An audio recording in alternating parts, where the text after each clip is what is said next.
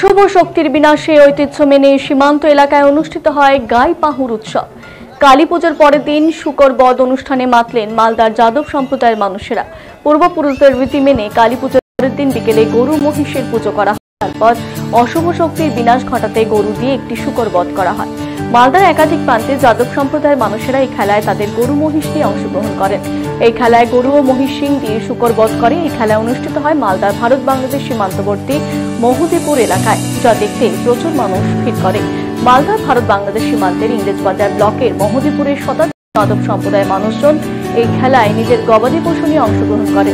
এই খেলা দেখতে বহু মানুষ ভিড় করে। এই গাই পাহুর বা শুকর বধ প্রাচীনকাল থেকেই চলে আসছে, এমনটাই দাবি বর্তমান প্রজন্মের।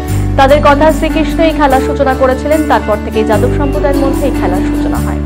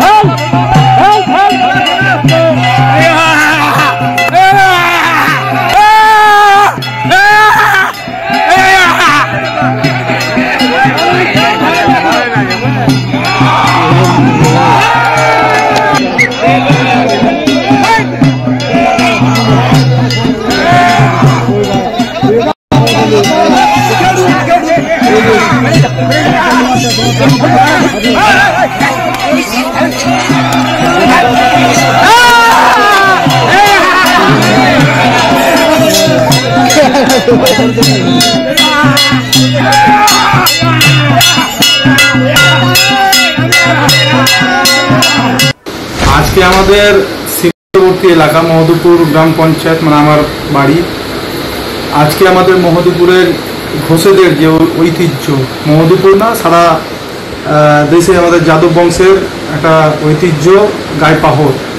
কালী পুজো উপলক্ষে আমাদের কালী পূজা রাত্রে পরের দিন আমাদের এখানে গাই পাহরটা খেলানো হয় এবং এই গাই পাহরকে কেন্দ্র করে আমাদের বিভিন্ন দিকে যারা থাকে, শহরে হোক আরও বাইরে হোক, তারা এই গাই পাহর দেখতে আমাদের এই মহদীপুরে আসে এবং তার পাশাপাশি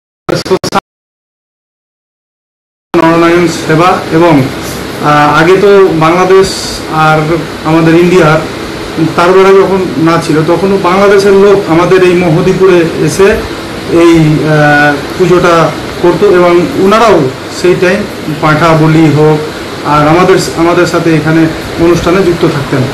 হচ্ছে গাই পাহর কত বছর পুরাতন এবং এর বৈশিষ্ট্যটা কি আছে? এটা বছর বলে না, বহুদিন ধরে চলছে, প্রায় 100-150 বছর আগেকার গাই পাহর।